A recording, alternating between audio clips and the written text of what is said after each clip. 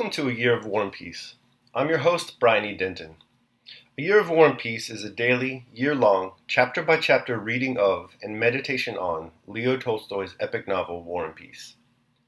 In these videos and podcasts, you'll be treated to a free reading of one chapter per day of the novel, plus a reflective essay I've written individually tailored to that day's chapter. These readings are offered for free, though if you'd like to support me, you can do so in one of three ways. First, you could purchase my ebook, A Year of War and Peace. It features the entire novel, plus all of my reflective essays, and it's only $2.99 on Amazon.com. You could also become a patron at patreon.com/Brian E. Denton. If you sign up there, you'll receive a sonnet once a month, plus a link to an ebook of my collected sonnets. Finally, if you like, you can make a one-time donation to my PayPal account. The email there is brianedenton@gmail.com. You can also use that email to contact me. I'd be happy to hear from you. Your support is greatly appreciated. Today's reading and reflection is on Chapter 146. Chapter 146. Boris had not succeeded in making a wealthy match in Petersburg, so with the same object in view, he came to Moscow. There he wavered between the two richest heiresses, Julie and Princess Mary. Though Princess Mary, despite her plainness, seemed to him more attractive than Julie, he, without knowing why, felt awkward about paying court to her. When they had last met on the old prince's name day, she had answered at random all his attempts to talk sentimentally, evidently not listening to what he was saying. Julie, on the contrary, accepted his attentions readily, though in a manner peculiar to herself. She was 27. After the death of her brothers, she had become very wealthy. She was by now decidedly plain, but thought herself not merely as good-looking as before, but even far more attractive. She was confirmed in this delusion by the fact that she had become very wealthy, and also by the fact that the older she grew, the less dangerous she became to men, and the more freely they could associate with her and avail themselves of her suppers, soirees, and the animated company that assembled at her house, without incurring any obligation. A man who would have been afraid 10 years before of going every day to the house when there was a girl of 17 there, for fear of compromising her and committing himself, would now go boldly every day and treat her not as a marriageable girl, but as a sexless acquaintance. That winter, the Karagins' house was the most agreeable and hospitable in Moscow. In addition to the formal evening and dinner parties, a large company, chiefly of men, gathered there every day, suppering at midnight and staying there till 3 in the morning. Julie never missed a ball, a promenade, or a play. Her dresses were always of the latest fashion. But in spite of that, she seemed to be disillusioned about everything, and told everyone that she did not believe either in friendship or in love, or in any of the joys of life, and expected peace only yonder. She adopted the tone of one who has suffered a great disappointment, like a girl who has either lost the man she loved or been cruelly deceived by him. Though nothing of the kind had happened to her, she was regarded in that light, and had even herself come to believe that she had suffered so much in life. This melancholy, which did not prevent her amusing herself, did not hinder the young people who came to her house from passing the time pleasantly. Each visitor who came to the house paid his tribute to the melancholy mood of the hostess, and then amused himself with society gossip, dancing, intellectual games, and bakrims, which were then in vogue at the Karagins. Only a few of these young men, among them Boris, entered more deeply into Julie's melancholy, and with these she had prolonged conversations in private on the vanity of all worldly things, and to them she showed her albums filled with mournful sketches, maxims, and verses. To Boris, Julie was particularly gracious. She regretted his early disillusionment with life, offered him such consolation of friendship as she who had herself suffered so much could render, and showed him her album. Boris sketched 2 trees in the album, and wrote in melancholy French, "Rustic trees, your dark branches shed gloom and melancholy upon me." On another page he drew a tomb, and wrote also in French, "Death gives relief, and death is peaceful. Ah, from suffering there is no other refuge." Julie said this was charming. "There is something so enchanting in the smile of melancholy," she said to Boris, repeating word for word a passage she had copied from a book. "It is a ray of light in the darkness, a shade between sadness and despair, showing the possibility of consolation." In reply, Boris concluded with these lines of French: "Poisonous nourishment of a too sensitive soul, thou, without whom happiness would for me be impossible, tender melancholy, ah, come to console me, come to calm the torments of my gloomy retreat, and mingle a secret sweetness with these tears that I feel to be flowing." For Boris, Julie played most doleful nocturnes on her harp. Boris read Poor Liza aloud to her, and more than once interrupted the reading because of the emotions that choked him. Meeting at large gatherings, Julie and Boris looked on one another as the only souls who understood one another in a world indifferent to people. Anna Mikhailovna, who often visited the Karagins, while playing cards with the mother, made careful inquiries as to Julie's dowry. She was to have 2 estates in Pinza and the Nizhegorod forests. Anna Mikhailovna regarded the refined sadness that united her son to the wealthy Julie with emotion and resignation to the divine will. "You are always charming and melancholy, my dear Julie," she said to the daughter. "Boris says his soul finds repose at your house. He has suffered so many disappointments and is so sensitive," said she to the mother. "Ah, my dear, I can't tell you how fond I am of Julie latterly," she said to her son. "But who could help loving her? She is an angelic being. Ah, Boris, Boris!" She paused.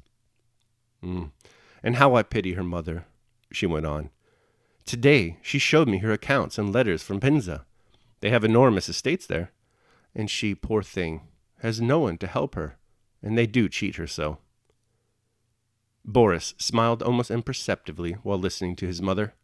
He laughed blandly at her naive diplomacy, but listened to what she had to say, and sometimes questioned her carefully about the Pinza and Nizhegorod estates. Julie had long been expecting a proposal from her melancholy adorer, and was ready to accept it, but some secret feeling of repulsion for her, of her passionate desire to get married, of her artificiality, and a feeling of horror at renouncing the possibilities of real love still restrained Boris. His leave was expiring. He spent every day and whole days at the Karagins, and every day on thinking the matter over told himself that he would propose tomorrow.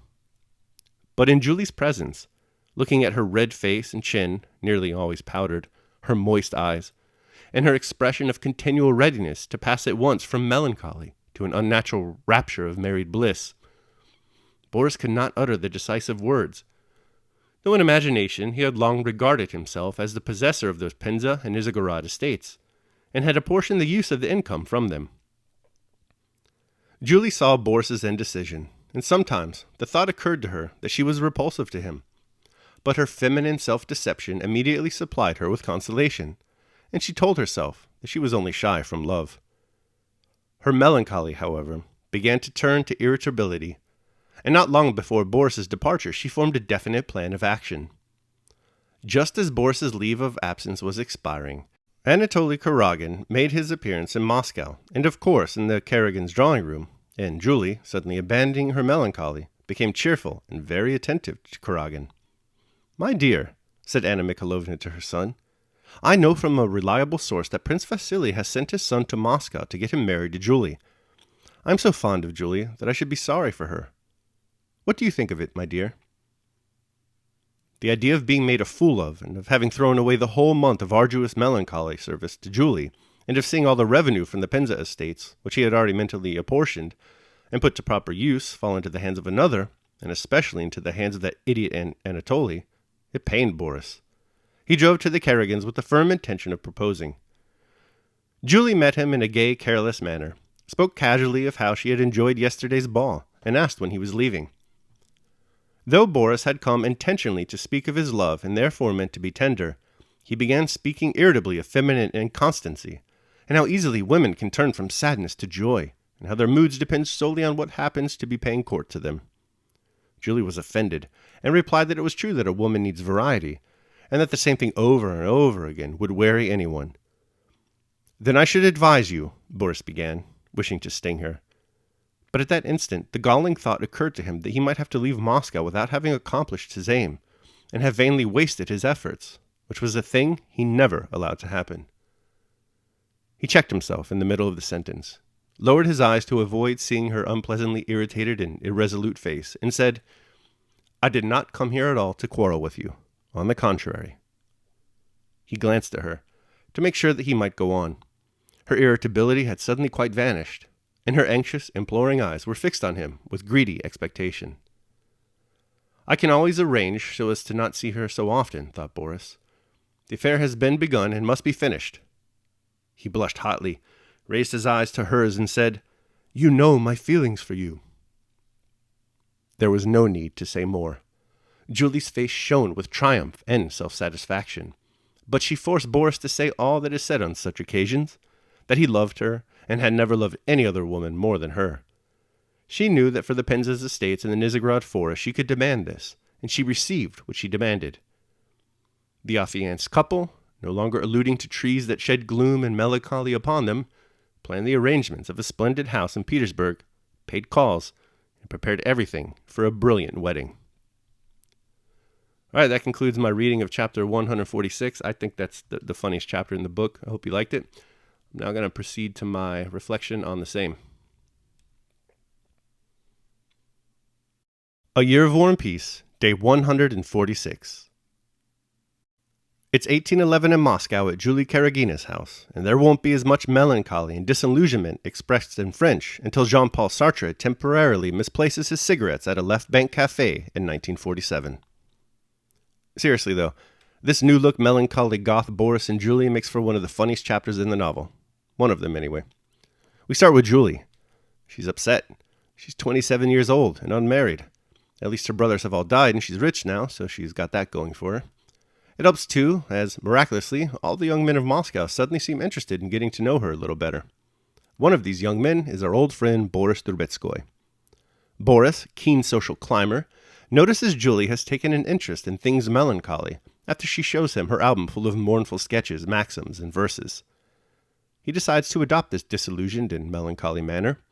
He adds verses of his own to her album. He adorns them with a drawing of a tomb, and such words of gloom doleful enough to secure a trip to the psychoanalyst from his mother, or a desolate high-fi from his The Cure listening friends at school. When he isn't off rambouting his way into Julie's good graces, Boris is with his mother discussing all potential apportionments of Julie's estates. Everything is looking good for him in that department. He'll be a rich man if he marries her.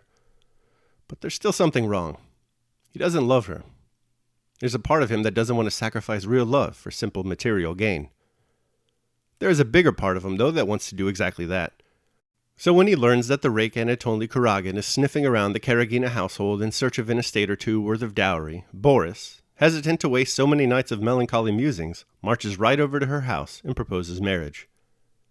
This chapter is indeed fun to read, but Julie and Boris, and everyone else, should be careful about how much thought they give to melancholy. Daily Meditation.